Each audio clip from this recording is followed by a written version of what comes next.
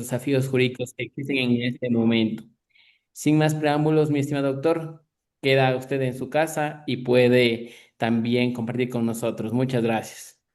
Muy buenas noches con todos. Muchísimas gracias a Luis Alejandro por sus palabras. Siempre para mí es satisfactorio el poder compartir con ustedes en Academia Debate y Sociedad.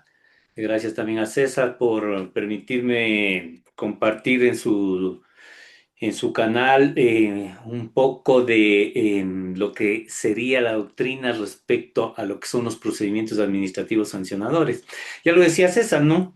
El procedimiento administrativo sancionador en la época actual es de suma importancia en razón de que todo el Estado, y que por cierto ha crecido mucho en estos últimos tiempos, ha tenido y tiene una fuerte influencia en la vida de todos los ciudadanos, porque ninguno de los ciudadanos que estamos aquí estamos exentos de ser sometidos en un momento dado a un proceso sancionatorio de diferente índole, porque a veces pensamos que está el procedimiento sancionador en una sola área, no, que realmente está en diferentes áreas. De hecho, podemos pensar en las sanciones que las instituciones públicas realizan a los ciudadanos, empezando por si uno quiere construir su casa, uno quiere ampliar su casa, tiene que pedir una autorización al municipio de su localidad.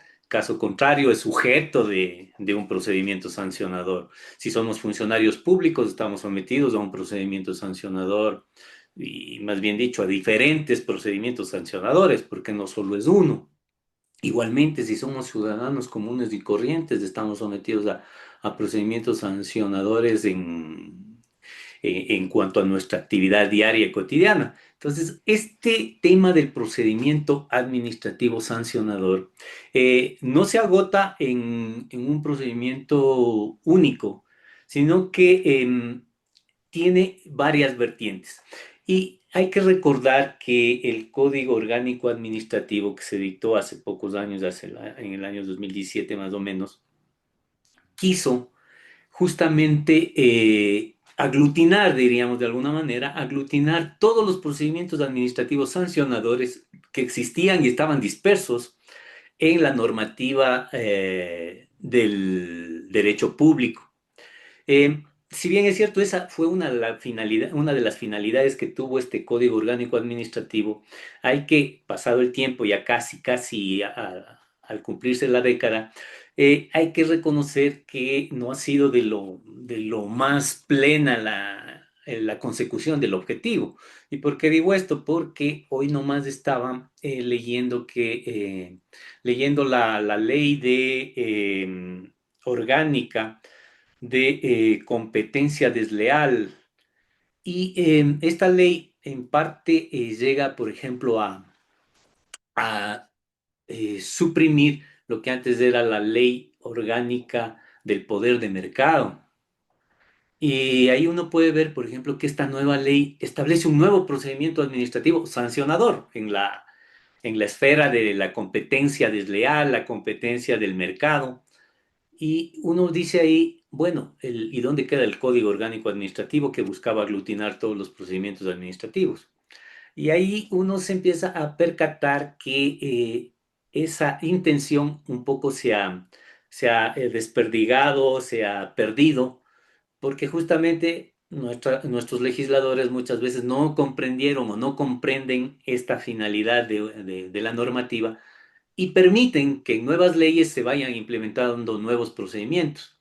Y además, coadyuvado por un pronunciamiento de la Procuraduría General del Estado de algunos años atrás, que en este momento no la tengo en la mente, que dio viabilidad a estos procedimientos que están dispersos. En todo caso, empiezo por esto porque todos ustedes deben conocer, yo entiendo que la mayoría son profesionales del derecho, son estudiantes del derecho o gente que tiene de alguna manera un conocimiento básico y esencial del derecho.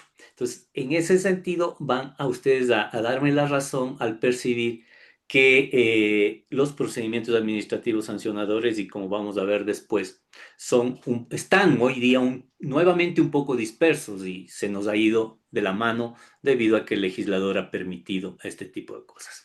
En todo caso, no deja de ser importante el análisis del procedimiento administrativo en términos generales, como conceptos básicos. No deja de ser importante porque tiene principios fundamentales y esenciales que se deben observar.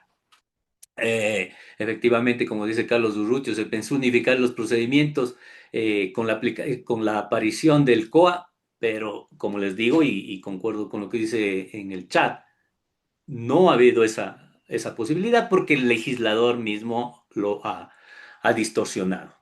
Pero entonces hay cosas que sí son fundamentales y son esenciales y que debemos tener presentes, seamos ciudadanos comunes y corrientes o seamos personas que estamos involucrados con el derecho. Y en ese sentido, voy a permitirme empezar a ver con ustedes algunos principios, algunos fundamentos que sostienen a este procedimiento administrativo sancionador. Eh, Vamos a ver unas pequeñas láminas que he preparado para esto y quiero que con ustedes vayamos viendo este, este tema. A ver, lo primero que debemos decir que el procedimiento administrativo sancionador es parte del derecho administrativo. Y por ser parte del derecho administrativo es derecho público. Esta es la primera parte fundamental. Y si es derecho público, rige un principio fundamental que después lo vamos a ver, pero que ya lo menciono ahora. El pilar, diríamos, de este tipo de procedimientos es lo que se denomina el famoso principio de legalidad, que lo vamos a ver más en detalle adelante. Pero para empezar, hay que decir que ese es el que sostiene todo esto. ¿Y qué significa el principio de legalidad? Básicamente que todos estos procedimientos tienen que regirse por lo que prescribe la ley. Nadie puede hacer lo que no está fuera de lo que prescriba la ley. Y entonces ahí aparece un cuerpo normativo básico, que es lo que decíamos hace un momento, el Código Orgánico Administrativo, que está vigente desde julio del 2018. Fue publicado en el 2017, pero entró en vigencia en el 2018 por una vacatio legis de un año.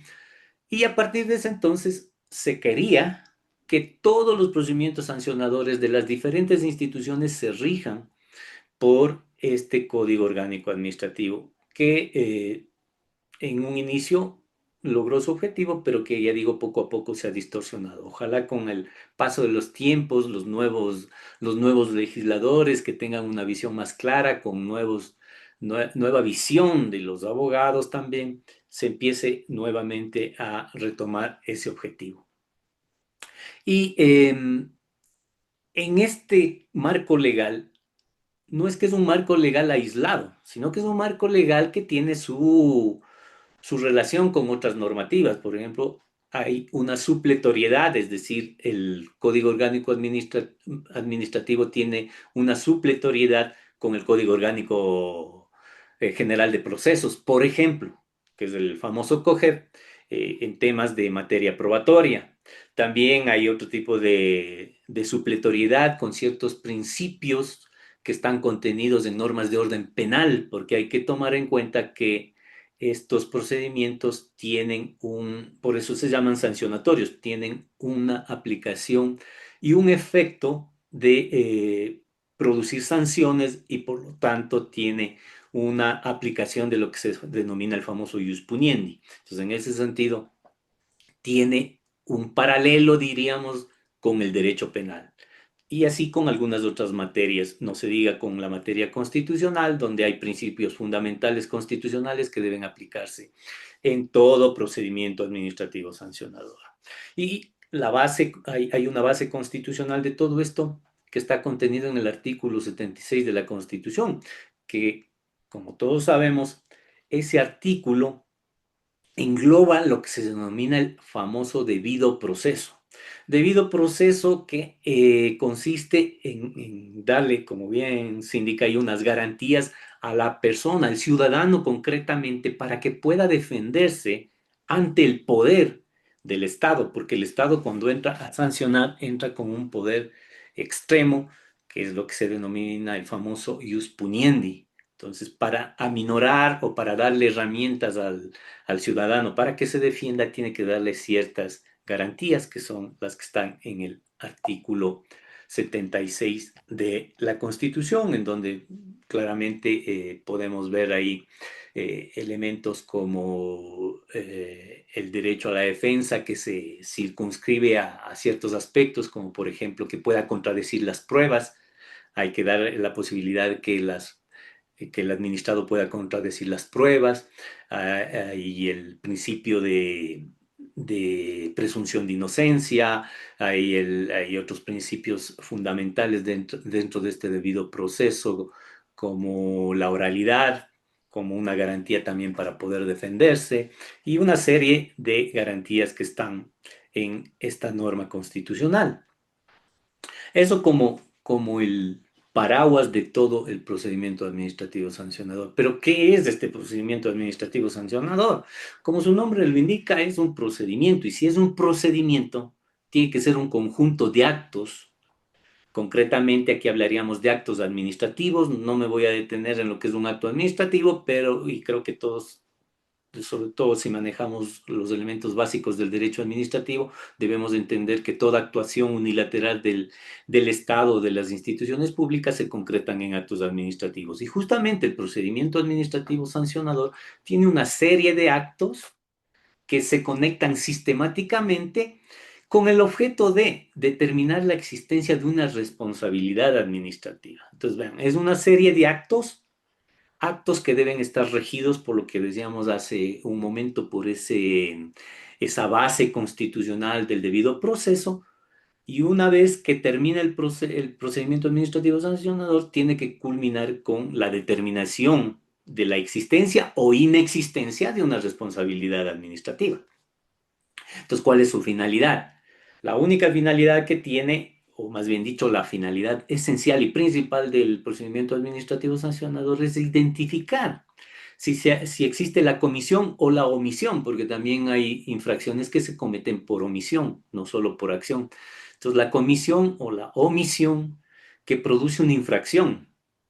Infracción, vean ahí cómo entra el derecho penal, la infracción que viene a ser un paralelo de lo que es el delito en el derecho penal. En derecho administrativo se llama infracción y también está regido por principios que rigen al derecho penal. Y producto de esa infracción, el Estado tiene la potestad coactiva de poder aplicar una sanción. Aplicar incluso, y digo coactiva porque tiene la posibilidad de aplicarla incluso en contra de la voluntad de la persona que ha sido sancionada. Eso es lo que quiere decir esta aplicación coactiva. Entonces, la finalidad es, o tiene una finalidad doble: determinar la infracción y, una vez determinada la infracción, establecer la sanción que amerita. Infracción y sanción que se rigen también por otros principios que vamos a ver, que se llama la famosa tipicidad, que la vamos a ver más adelante. Entonces, estos son los elementos fundamentales y esenciales de lo que podríamos hablar del famoso procedimiento administrativo sancionador. Y hay principios esenciales y rectores, como ponemos ahí, de este procedimiento. Principios que no se pueden soslayar, no pueden eludirse estos principios. El primer principio que ya mencionamos al inicio y decíamos que es la legalidad, es decir, la famosa premisa de nula pena sine lege, no hay sanción sin ley previa. Es un principio de derecho penal, pero que también se aplica aquí en el derecho administrativo sancionador. En pocas palabras, el único lugar donde puede estar establecido, determinado, diríamos de una manera gráfica, dibujado la infracción es en la ley. Solo la ley puede establecer una infracción. Solo la ley puede definir una infracción. De ahí surge un principio derivado de esto. ¿Cuál? Que una infracción no puede estar en una norma infralegal, no puede estar en una resolución, no puede estar en un reglamento, ¿sí? Ese es el principio de legalidad. Y de ese principio de legalidad surge este otro segundo principio, que es la tipicidad, que también es lo que ya anticipamos anteriormente, la tipicidad entendida como eh, esta infracción que ha sido, como digo yo, dibujada en la ley, determinada en la ley, los elementos que constituyen esta infracción deben estar en la ley.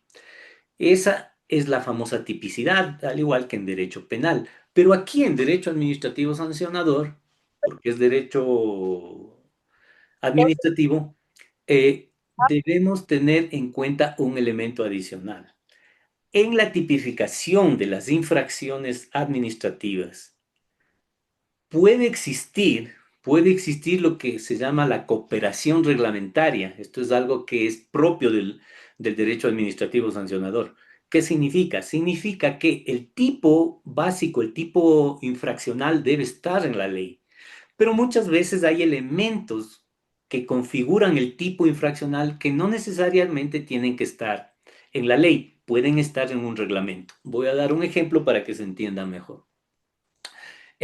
Había una ley, bueno, hay todavía la ley de comunicación y ahí había unas infracciones, una infracción sobre todo a las revistas, a los medios de comunicación escrito, en donde las revistas tenían que tener un cierto número de tiraje. Tiraje es el número de ejemplares que se pueden publicar de esa revista, de ese documento. Entonces la ley decía que los editores pueden publicar dentro de un rango determinado. Y si se pasaban de ese rango, si se pasaban de ese rango tenían una sanción. Vean ahí ustedes cómo parecería si alguien es más entendido en derecho penal va a decir, ah, no, pero esa es una norma abierta, ese es un delito abierto. Diríamos, es una infracción abierta, sí, en blanco. ¿Por qué? Porque deja abierto el hecho de cuál es el rango que le permiten hacer la publicación del documento. No te ha dado el número, solo dice fuera del rango establecido. Entonces, en el reglamento se puede decir, ah, dentro de este tipo de revistas el rango es de 1 a 50. De este otro tipo de revistas es de 51 a 100, por ejemplo. Entonces ahí ya va definiendo el reglamento el tipo infraccional. Entonces ya el reglamento le da el elemento adicional que es cuál, determinar el número de ejemplares que debía emitirse. Entonces, ¿eso puede estar en un reglamento? Sí. En derecho administrativo sancionador, sí. Entonces, pueden haber estas normas. Lo que sí no puede suceder es que todo el tipo infraccional esté en la ley, esté en el reglamento, perdón. Todo el tipo infraccional en el reglamento, eso sí no cabe. Pero sí que esté la parte fundamental en la ley y el reglamento pueda cooperar a definir, a delimitar el tipo infraccional. Esto es muy importante porque es un principio básico, esencial del derecho administrativo sancionador. Otro de los principios que, bueno, creo que no merece mayor definición es la irretroactividad, ¿no? Asimismo como las normas penales, las normas infraccionales administrativas se aplican las normas que están vigentes al momento de la infracción, es decir, cuando se cometió la infracción, se tipifica con la ley que estaba vigente en ese momento. Si después cambia la ley, hay que ver incluso si hay una retroactividad de la ley, porque puede haber una retroactividad de la ley cuando le beneficia al infractor en este caso. Cuando hay dos leyes y una de ellas era anterior y la otra es posterior, si la posterior es más favorable, se la puede aplicar a ese caso. Pero bueno, son casos excepcionales. La norma es la irretroactividad con estas condiciones, salvo que la ley sea más favorable. Entonces son principios fundamentales.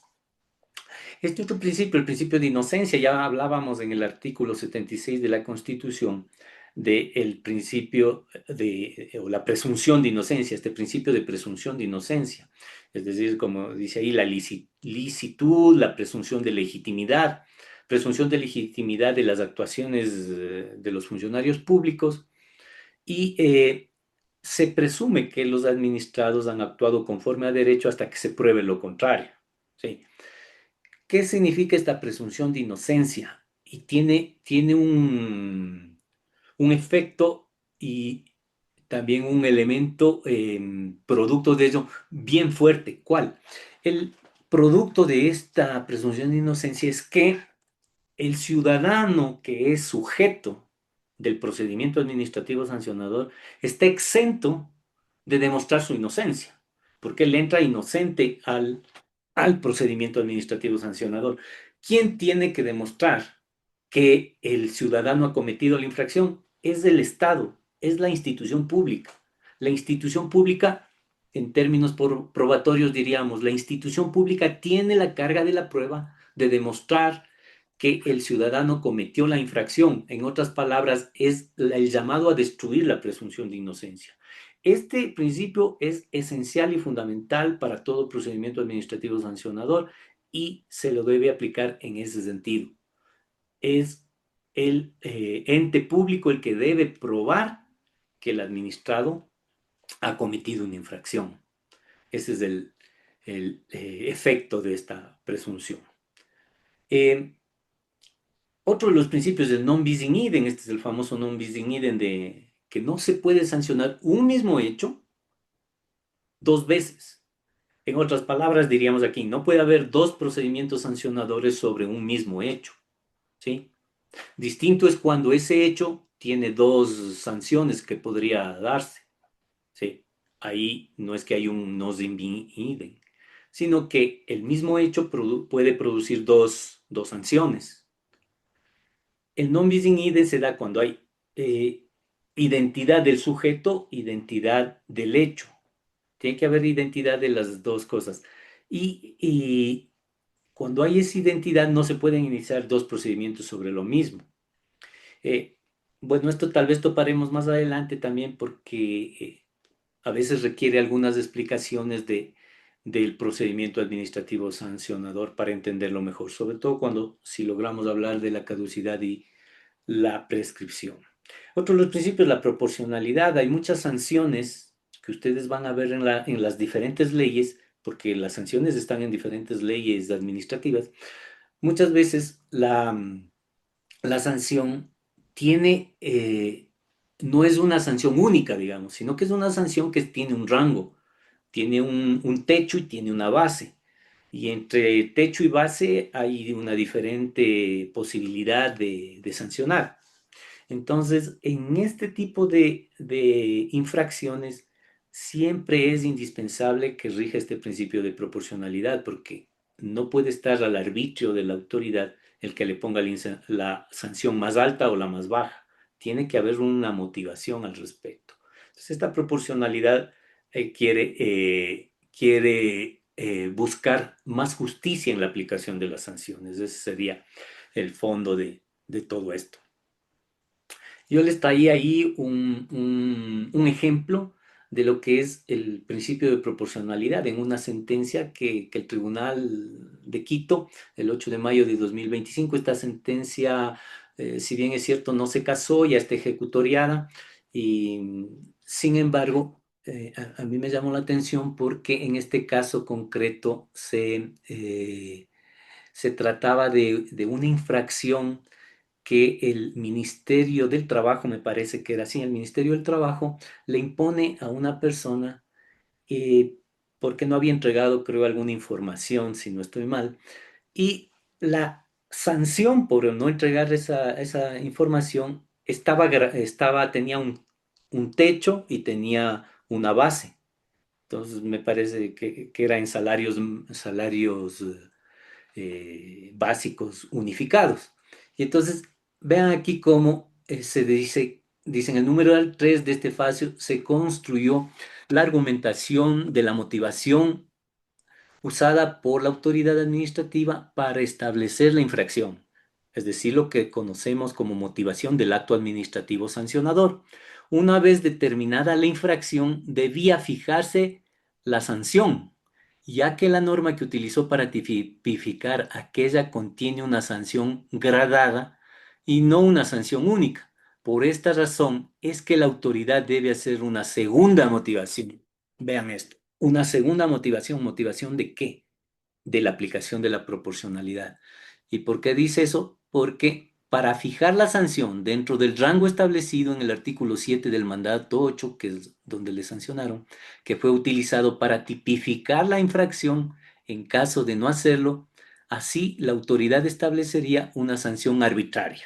En otras palabras, si dentro del acto administrativo que salió producto de este procedimiento sancionador, la autoridad administrativa no motiva, no da razones por qué le puso una sanción de 10 en lugar de una de uno o 5, etcétera, y no poner motivos, razones, eso produce una sanción arbitraria.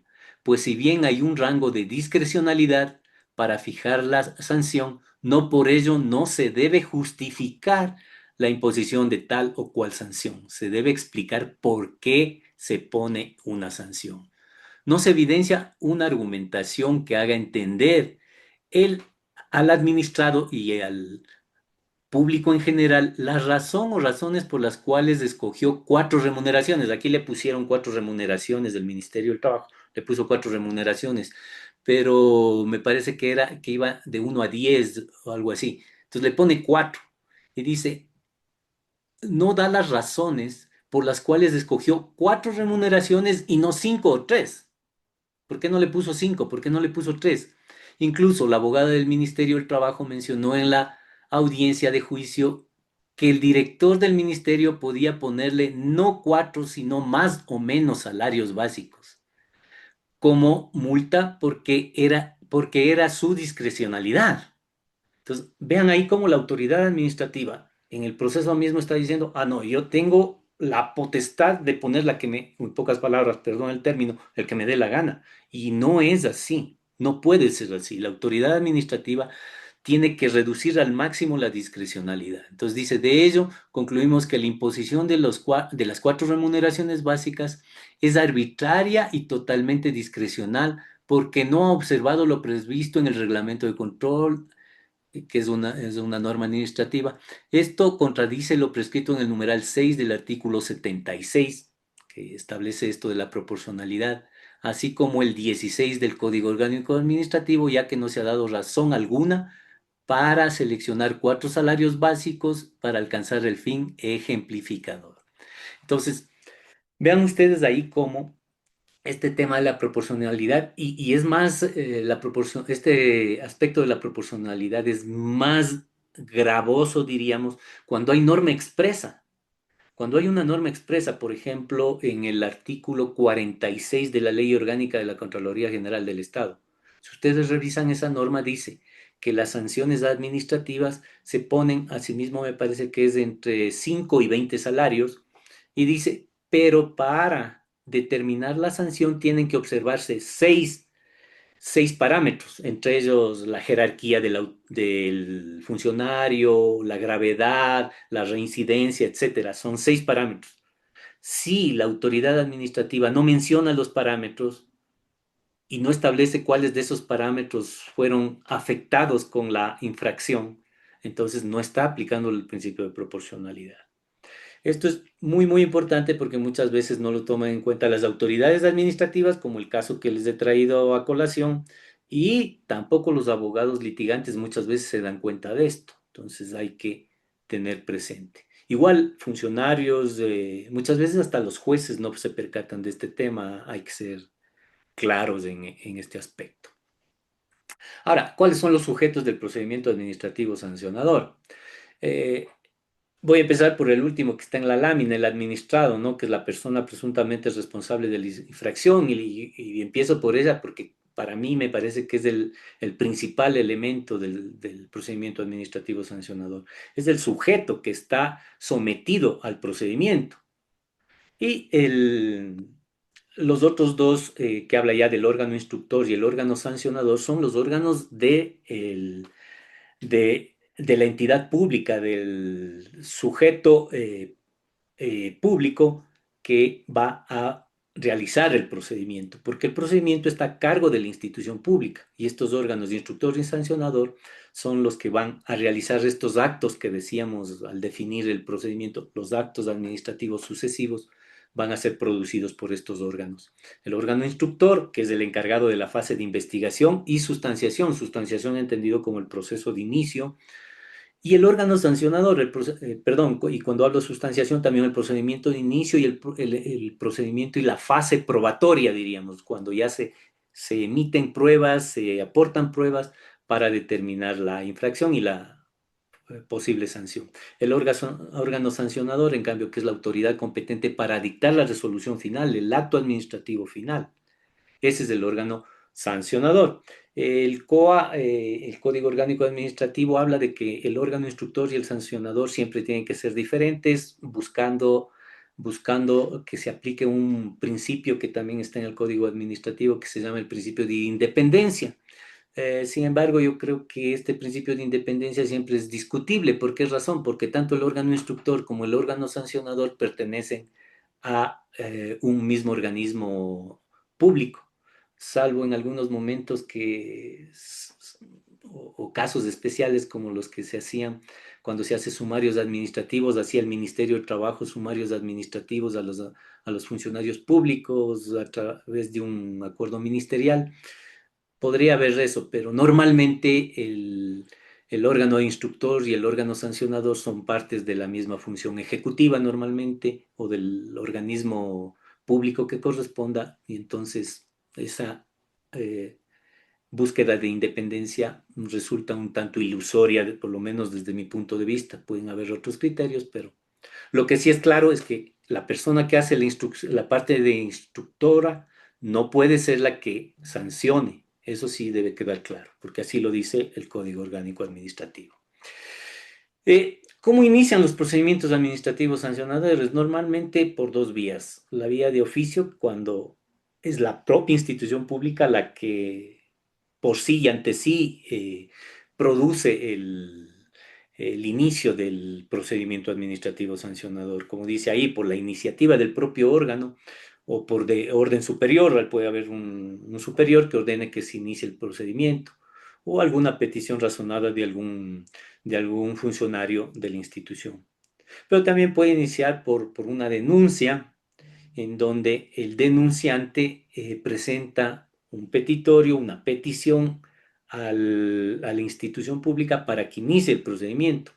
En esto hay que ser claros e indicar, y ya la Corte Nacional de Justicia ha sido clara también al determinar que el denunciante nunca es parte procesal, o más bien dicho, nunca es parte del procedimiento administrativo sancionador, es solamente diríamos en términos penales, diríamos desde el que trae la noticia criminis, pero no se convierte en parte procesal. Por eso es que muchas veces el denunciante no tiene muchas prerrogativas en los procedimientos administrativos sancionadores. Y esto es comprensible, en tanto en cuanto el denunciante lo que hace es entregar esta noticia criminis para que analice el órgano público y de creerlo pertinente inicie el procedimiento sancionador o no lo inicie. Eh, Aquí podemos ver las etapas del procedimiento administrativo sancionador. Estas etapas, si bien es cierto, muchas veces no están bien delimitadas en las diferentes normas que hemos dicho, nosotros tenemos que tener la capacidad de delimitarlas para poder saber en qué fase nos encontramos. Y para ello es importante tener presente, por ejemplo, que en la fase de iniciación se da con lo que, o más bien dicho, plasma lo que se denomina el principio de intimación. Este principio de intimación quiere decir que es el primer acto por el cual yo le pongo en conocimiento al administrado de que se va a iniciar un procedimiento administrativo sancionador. Entonces, con eso inicia, y es un acto administrativo en donde se le notifica los cargos. Ya vamos a ver más adelante, cuando hablemos ya más concretamente de las etapas, es un acto que debe ser notificado y de esa manera el administrado se entera que le están siguiendo o le van a seguir un procedimiento administrativo sancionador con el objeto de que pueda defenderse. Ese era otro de los principios del artículo 76 de la Constitución. Una vez que empieza esa notificación, se le da la posibilidad de defenderse, entra la fase de instrucción, que es lo que hablábamos del órgano instructor. En esta fase de instrucción, la parte fuerte, la parte esencial del procedimiento es la prueba. Habíamos dicho, recuerden ustedes cuando les hablaba del el principio de la presunción de inocencia, yo les decía, el ciudadano entra con la presunción de inocencia. En pocas palabras, él no tiene que probar nada. Quien tiene que probar, quien tiene la carga de la prueba es la institución pública. La institución pública tiene que demostrar que el ciudadano cometió o no cometió la falta. cometió o no cometió la infracción administrativa establecida en la ley. ¿Y eso cómo lo hace? Con las diferentes pruebas. Ya los elementos probatorios son de diferente índole y como decíamos, ahí hay una supletoriedad incluso del COGEP. Entonces, esa es la parte fundamental. Esto de la carga de la prueba ustedes pueden ver en el 256 del Código Orgánico Administrativo y es interesante analizar lo que dice ahí, ¿no? El 256 al hablar de la prueba. Dice, en el procedimiento administrativo sancionador, la carga de la prueba corresponde a la administración pública, que es lo que decíamos hace un momento cuando hablábamos de la presunción de inocencia, salvo en lo que respecta a los eximentes de responsabilidad. Y les leo esto porque, claro, el, el tema de los eximentes, de eso sí ya le corresponde al administrado. ¿Pero por qué? No porque haya una inversión de la carga de la prueba, cosa por el estilo. No, sino porque una vez que se ha determinado que existe la responsabilidad, pueden existir elementos como en lo penal, elementos de eximentes de la responsabilidad.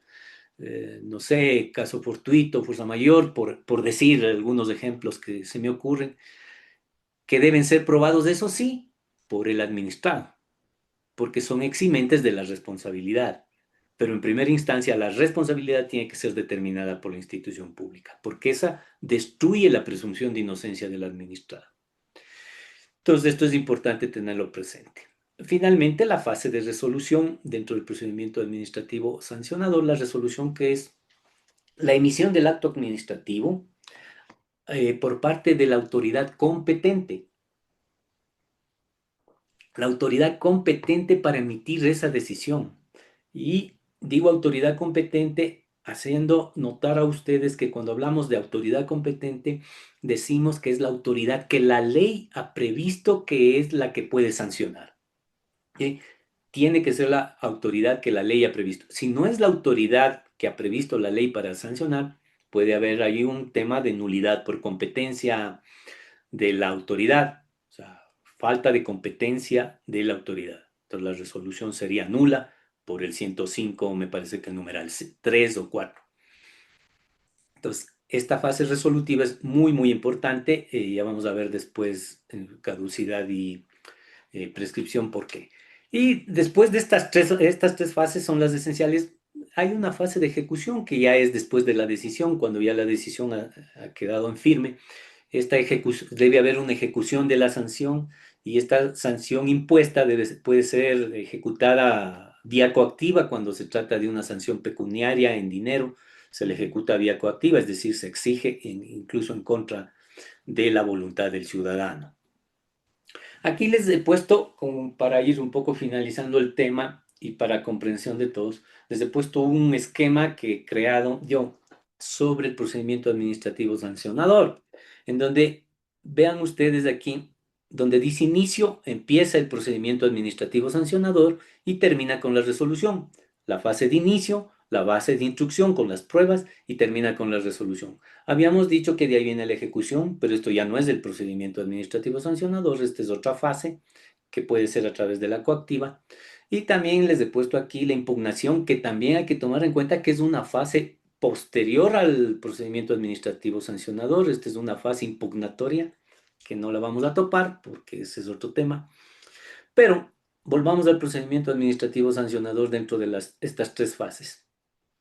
Según el Código Orgánico Administrativo, antes del procedimiento administrativo sancionador pueden existir estas que se han denominado actuaciones previas. Anteriormente no existían estas actuaciones previas, pero hoy el Código Orgánico Administrativo, a partir del artículo 175, ustedes pueden ver claramente cómo el legislador ahora ha permitido o permite, y la norma es clara, les voy a leer exactamente cómo empieza mencionando.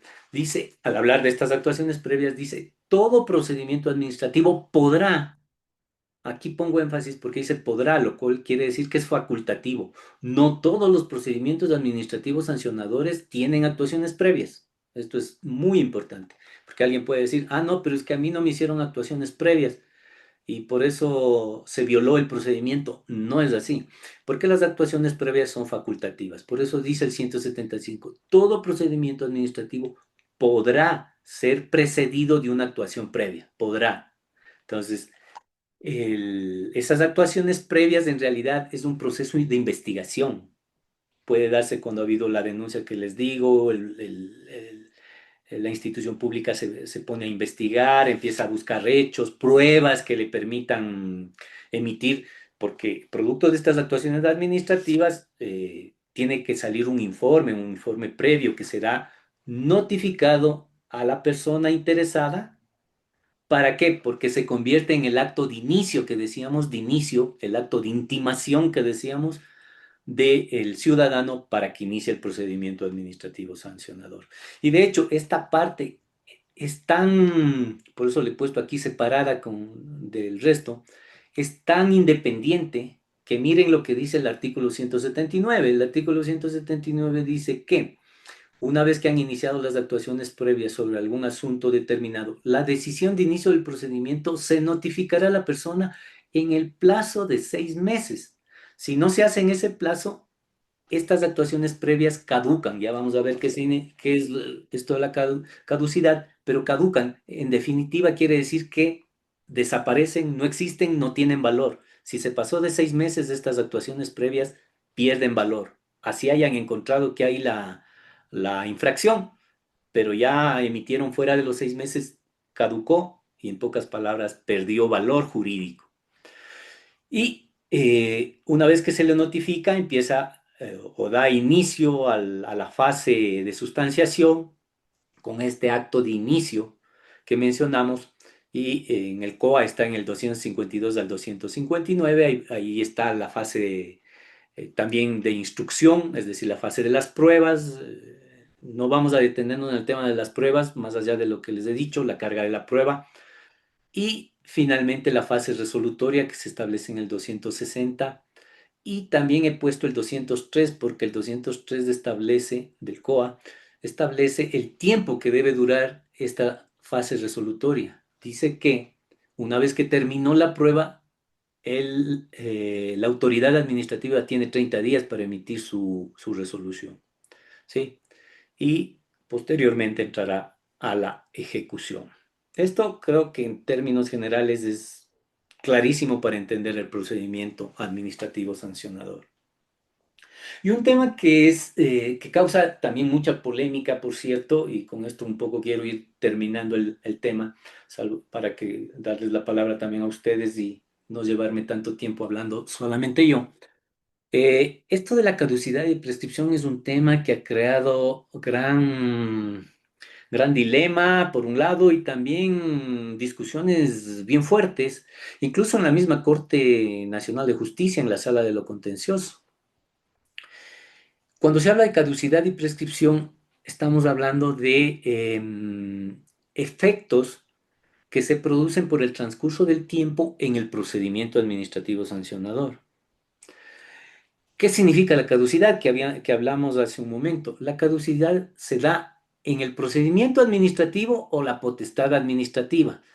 Vamos a poner un ejemplo, hablemos de la Contraloría. La Contraloría tiene la facultad, eso dice el artículo 71, la facultad determinadora, porque determina infracciones de los funcionarios públicos. Entonces, esa facultad tiene un tiempo de duración.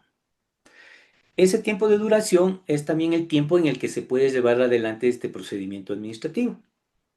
En el caso de la Contraloría, el artículo 71 dice que desde que se cometieron los actos que son auditados hasta que sale la resolución, debe durar 7 años.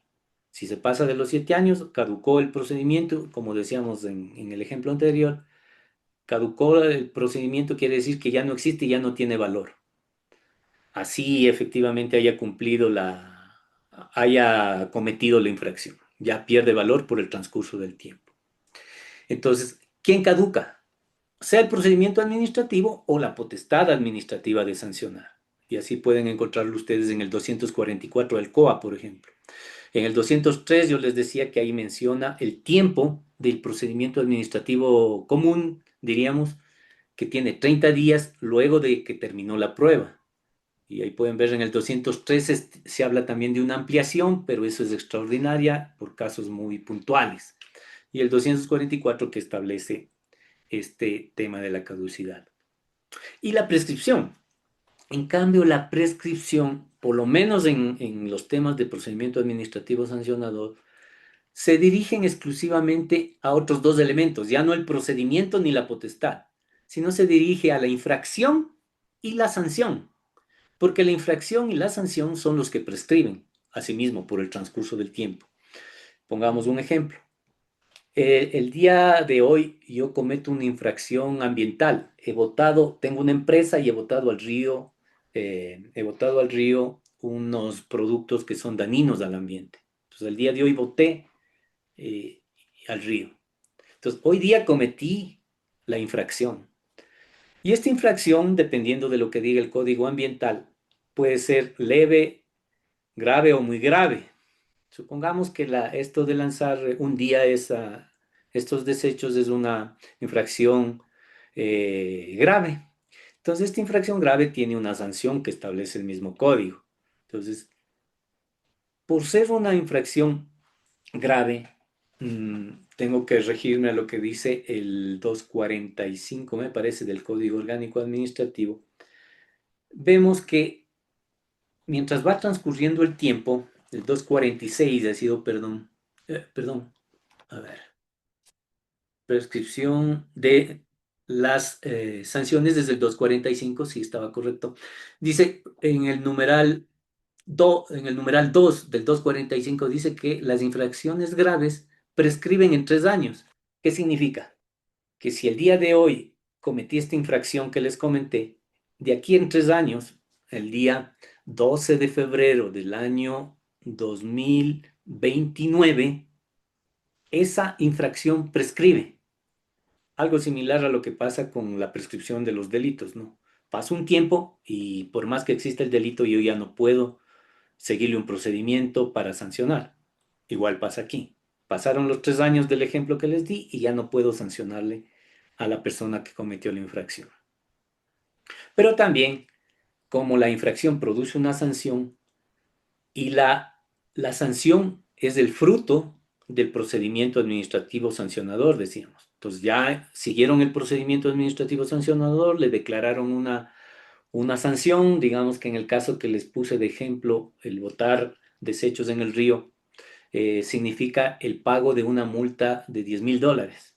Entonces, esa sanción, la entidad pública puede cobrarme hasta el mismo plazo que prescribe la infracción, es decir, 3 años. ¿Qué significaría? Digamos que a fines del año 2026 es que me sancionan. Entonces, a fines del 26 tiene 3 años la institución pública para cobrarme los $10,000. Entonces, vean ahí cómo la prescripción se aplica para la infracción y la sanción. Y eso está en el artículo 245 y 246 del Código Orgánico Administrativo. Eh, yo diría más bien con mayor propiedad, la prescripción de las sanciones están en el 246, más que en el 245. La prescripción está en el 246, indicando que es en el mismo plazo que la infracción. Entonces, la infracción y la sanción prescriben en el mismo tiempo, pero obviamente son en tiempos totalmente diferentes. Primero prescribe la infracción y la sanción es posterior. Entonces, eso un poco para entender esto de la caducidad y prescripción. ¿Por qué les digo esto y por qué les decía que crea un gran conflicto? Es justamente porque la infracción y la sanción en el tiempo produce varios efectos. Aquí les he puesto también otro gráfico para tratar de hacerles comprender de mejor manera y que puedan diferenciar las dos cosas, porque aquí normalmente se confunde la gente y de hecho bueno, este es un criterio muy personal mío, yo sé que muchas veces lo que digo pueden no estar de acuerdo y está bien, nadie tiene que estar de acuerdo con todo el mundo, para eso es el derecho, para tener diferentes puntos de vista, pero a veces la gente se puede molestar por los criterios que uno emite, más aún si son criterios que ha emitido la Corte Nacional, por ejemplo. Y les digo esto porque en este tema de la caducidad, por ejemplo, para mí, la Corte Nacional de Justicia ha cometido una acción, por decirlo menos, fuera de sus competencias, al declarar, por ejemplo, caducidad de ciertos periodos de un procedimiento administrativo como en los casos de la Contraloría General del Estado. Ustedes pueden revisar la resolución 10/2021, la 12/2021 y me parece que la otra es la 12/2022, que son la Corte Nacional, la Sala de lo Contencioso planteó al Pleno y ya son resoluciones de obligatorio cumplimiento, son vinculantes incluso para los jueces, así es que incluso los jueces tenemos que cumplir. Pero en estas resoluciones se dice que el incumplimiento de etapas de del procedimiento sancionador de la Contraloría son caducidad. Pero como les había dicho yo antes, la caducidad es para todo el procedimiento. Por eso es que aquí en este gráfico yo les pongo, este PAS es el procedimiento administrativo sancionador, que lo vimos antes. La caducidad se da cuando todo este procedimiento no se da en el tiempo que establece la ley. En el caso de la Contraloría General del Estado, este plazo de aquí, que va de esta flecha amarilla, esta flecha naranja, es de 7 años, decíamos. El 71 dice que esto puede durar 7 años. Si se pasan los 7 años, ya caducó. Pero el artículo 26 es un pedacito de este procedimiento administrativo y es el pedacito cuando se hace el informe. Pero la Corte ha dicho que violar este pedacito es caducidad. Lo mismo ha dicho del artículo 56, que es otra partecita del procedimiento para las glosas, que no han cumplido el plazo de 180 días para emitir entre la glosa y la resolución. Entonces también dice que eso es caducidad. Si ustedes revisan en la doctrina, cuando se habla de caducidad, normalmente se habla caducidad de la potestad o del procedimiento, es decir, todo el procedimiento es el que caduca, no solo una partecita, pero aquí en el Ecuador nos hemos inventado esto y desde mi punto de vista muy humilde, ya digo, pueden estar otros en desacuerdo. De hecho, este criterio les molesta mucho a los abogados litigantes, porque los abogados litigantes siempre están ansiosos de que les otorguen prebendas y esta es una gran prebenda desde todo punto de vista. El hecho de que haya caducidad solo del 26, solo del 56, significa que le botan al suelo todo el procedimiento administrativo sancionador, pero así está establecido ahora. Entonces, tenemos que observar que si se violenta el 26, el 56, el 48, todo eso es caducidad según la Corte Nacional. Pero en todo caso, en términos doctrinarios, en términos generales, la caducidad es solo del procedimiento o de la facultad, porque en este momento tiene la facultad la autoridad. Y de aquí sale una sanción que, como habíamos dicho, mientras avanza el tiempo y no le hayan seguido un procedimiento administrativo, puede caer en prescripción. La infracción tiene prescripción y la sanción tiene otra prescripción, que son del mismo tiempo, según vimos en el 246, pero que son distintas. Esto es la prescripción, esto es la caducidad. Y les hago este análisis breve para que entendamos esta temática que ya digo a veces no es fácil de comprender y hay mucha discrepancia. En todo caso, uno tiene que ir descubriendo, por ejemplo, las caducidades no son las mismas. Esta caducidad que les acabo de leer del 179 de las actuaciones previas es de las actuaciones previas. El 203 dice que 30 días después de la prueba tiene que emitirse la resolución. ¿Qué pasa si emite en el día 31? Caducidad del procedimiento, ¿sí? Caducidad del procedimiento. Y, y la caducidad es una sanción grave, por eso es una nulidad absoluta, una nulidad fuerte. Eh, y esa es la sanción que tiene el procedimiento. Ahora, puede haber ahí la pregunta, ¿qué pasa si es que se cometió la infracción y se hace un procedimiento administrativo? La sanción se emite antes de la prescripción, entonces está bien emitida la sanción. Pero ¿qué pasa si el procedimiento administrativo sancionador, por ejemplo, no, digamos que se lo realizó, este procedimiento se lo realizó acá, luego de la prescripción de la infracción? Ese procedimiento no va a tener valor porque va a haber una prescripción de la infracción. La otra situación puede ser que se haya iniciado un procedimiento administrativo sancionador de manera correcta, en el tiempo correcto, pero aquí se lo declara nulo no le notificaron, por ejemplo, el acto de intimación al ciudadano. Se declara nulo esto. ¿Le pueden iniciar un nuevo procedimiento administrativo sancionador? La respuesta es sí. Le pueden iniciar un nuevo procedimiento mientras no esté prescrita la infracción. Entonces le pueden iniciar un nuevo procedimiento y sancionarle. Pero si se declaró nulo el procedimiento administrativo sancionador y ya prescribió la infracción y le inician acá el procedimiento, ese procedimiento no va a prosperar porque hay una prescripción. Ojo que la prescripción, a diferencia de la caducidad, la prescripción tiene que ser alegada por la parte. Sin embargo, aquí sí hay un criterio un poco dividido. Hay algunos que dicen no, pero la prescripción también es fuerte y podría declararse de oficio. Bueno, ese es un tema un poco discutible. La caducidad, en cambio, es así, es automática. Ipso iure, como se dice doctrinariamente. ¿Qué significa? Significa que la caducidad no necesita ser alegada. Por ejemplo, en los casos de Contraloría, yo no necesito alegar la caducidad. El solo hecho que exista la caducidad, el juez tiene la obligación por el control de legalidad dictar la caducidad. Así la parte procesal no haya invocado. Porque, como les decía, la caducidad es nulidad absoluta. Entonces, otra de las características de la caducidad es que esa caducidad no se suspende por nada, cosa que sí sucede con la prescripción. Por ejemplo, cuando inicia el procedimiento sancionador, se suspende la prescripción. Entonces, esas son las diferencias que hay entre ellas.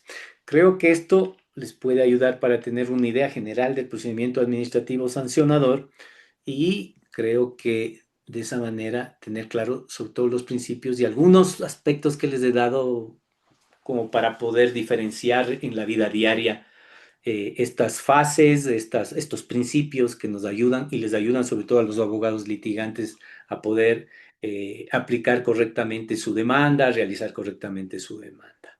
Bueno, eso sería en todo caso, no sé si tenemos tiempo para alguna inquietud. Ahí César nos dirá qué es lo que continúa.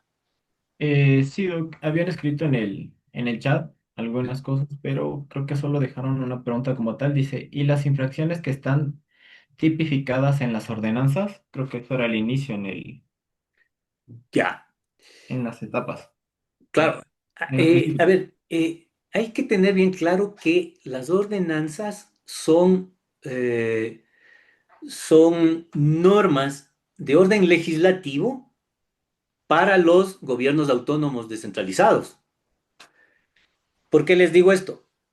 Porque puede un gobierno autónomo descentralizado poner infracciones. La respuesta es sí. Sino que esas infracciones tienen un espacio temporal definido. ¿Cuál? El de la circunscripción del gobierno autónomo descentralizado. Por ejemplo, es el municipio de Quito el que establece una sanción. Yo les hablaba de la sanción por construcción sin autorización. Esa construcción sin autorización en el Distrito Metropolitano de Quito está establecido en una ordenanza, porque es un acto normativo. Eso debemos acordarnos. Entonces, es una infracción, por supuesto. ¿Está sujeta a procedimiento administrativo sancionador? Por supuesto. Pero ¿está a cargo de quién? Está a cargo del municipio de Quito y dentro de la circunscripción de Quito. Entonces yo no le puedo aplicar esa infracción a alguien que está en la Tacunga, por ejemplo. Entonces, sí, correcto. O sea, hay infracciones tipificadas en ordenanzas, sí, pero esas se deben aplicar dentro de la circunscripción que corresponde. Dentro de un procedimiento administrativo, el procedimiento administrativo va a ser el mismo o va a tener los mismos principios que hemos visto, eso sí, ¿no? Carlos Urrutia nos dice, ayer en un taller se mencionó que la caducidad del procedimiento corre desde el dictamen, cuestión que me sorprende porque el 203 dispone, así es. Bueno, no sé en qué términos habrán hablado sería bueno que Carlos nos explique, no sé de qué norma, porque por ejemplo, si ustedes revisan el COESCOP, me parece que en el artículo 57, el COESCOP es del Código Orgánico de Entidades y Organizaciones de Servicio Público, por ejemplo, los policías o los agentes municipales, están regidos por este tipo de normas, la policía. Entonces, en esta norma, verán que es un código orgánico, en esta norma hay una caducidad especial. Revisen el 57 del COESCOP y ahí va a decir caducidad. el procedimiento administrativo en el COESCOP dura 90 días. Vean ustedes la diferencia del COA. Entonces, cuando están tratando de un sumario administrativo de un policía, se aplica este 57. El sumario dura 90 días. El sumario disciplinario del policía dura 90 días. Y, ¿por qué les decía esto? Por lo que se menciona el 203, en donde habla, en cambio, se cuenta desde dónde. Se cuenta desde que terminó el término de prueba en el 203 del COA. Pero en este 57, cosa rara, dice desde el inicio, que es lo correcto, así debería ser siempre. Más bien, yo creo que el COA ahí en eso tiene una deficiencia.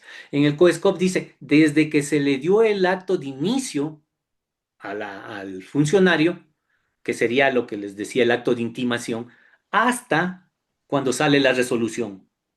Son 90 días. Entonces, el procedimiento administrativo debe llevarse 90 días contados, desde el acto de inicio del procedimiento hasta la resolución. En cambio, en el COA dice, desde que terminó la prueba hasta la resolución, 30 días. Y como les digo ahí, a mí me parece que hay un error porque debería contar desde el inicio del procedimiento, pero la ley dice así. Y otra de las características de la caducidad, que es otra de las cosas que yo creo que no observó la Corte Nacional cuando emitió esas resoluciones que les dije. La caducidad tiene que estar establecida en la ley. Solo la ley establece la caducidad. Vean lo que dice el 175, lo que dice el 203 con el 213. Vean lo que dice el COESCOB en el 57.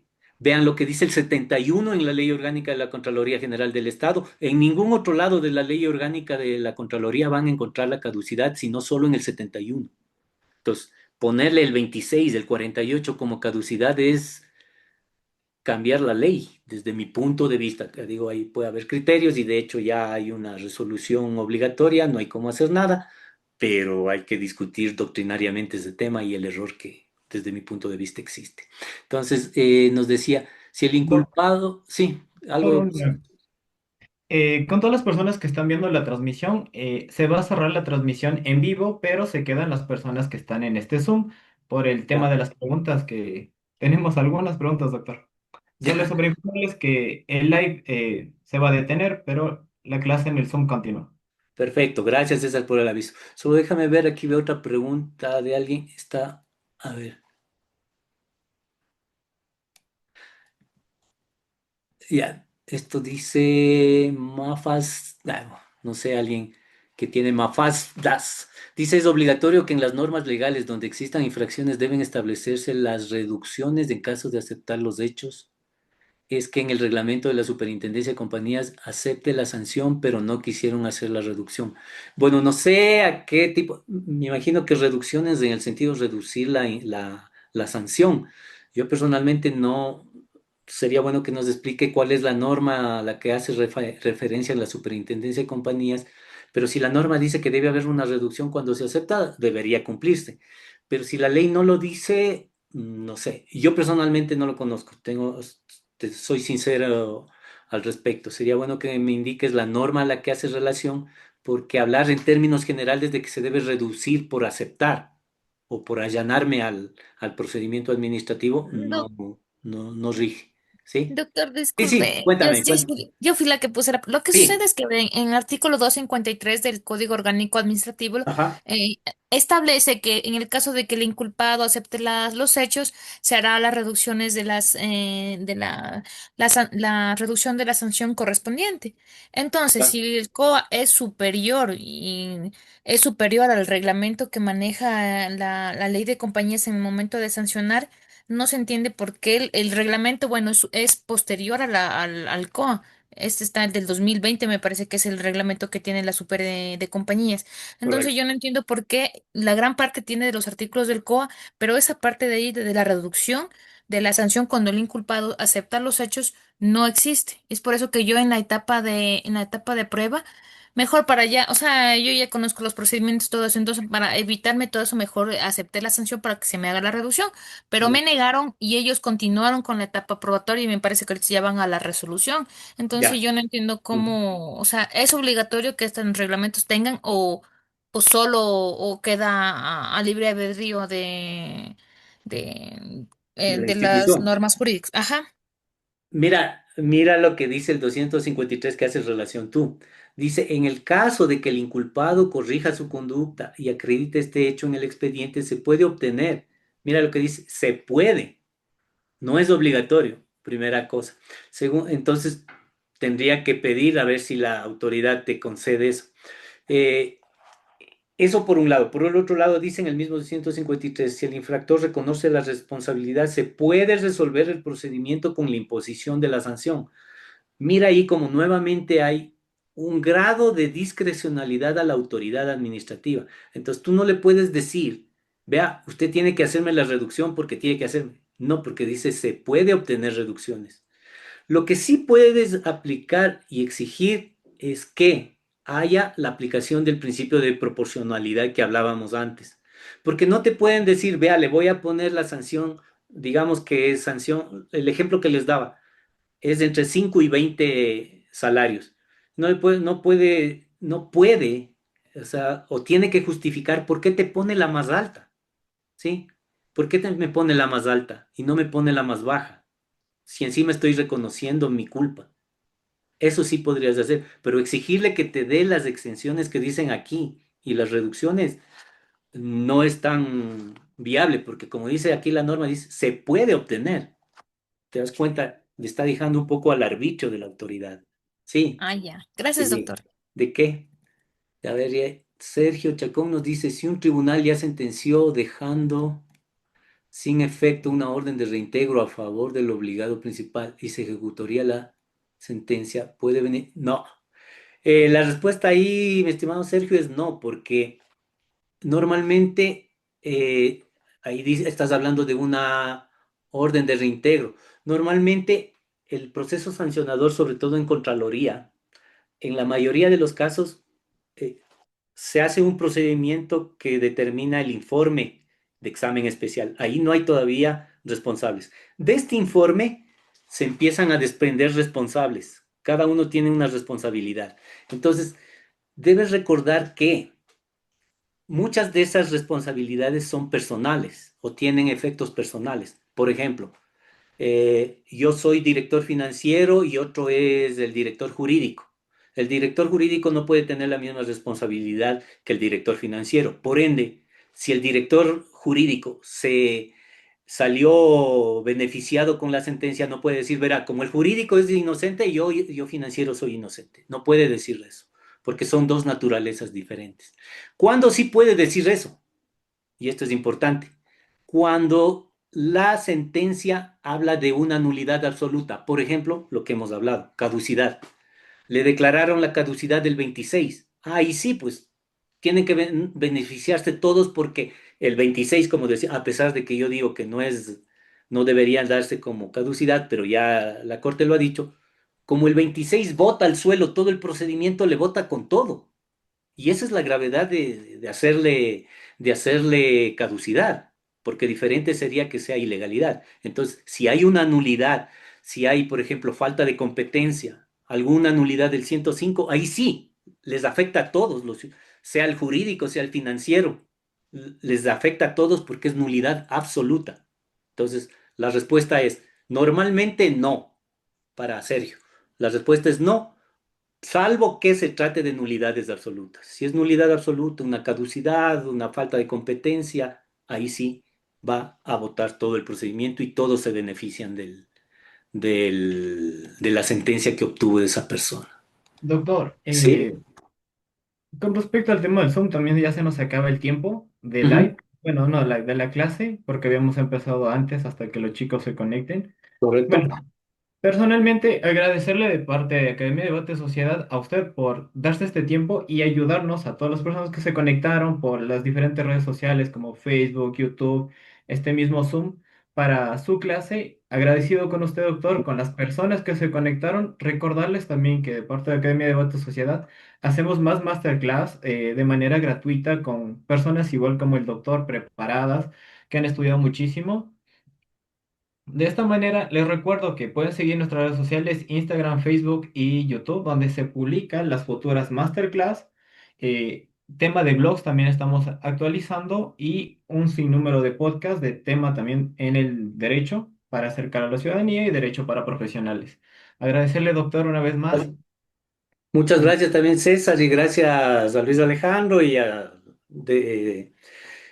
movimiento a Derecho y Sociedad, que también siempre es placentero compartir con ustedes. Qué bueno que sigan difundiendo de mejor manera el derecho administrativo para que sea de mayor conocimiento por todos. Gracias también, César, ¿no? Muy amable, Muchas gracias, doctor. Gracias a todos. Una buena noche. muy amable.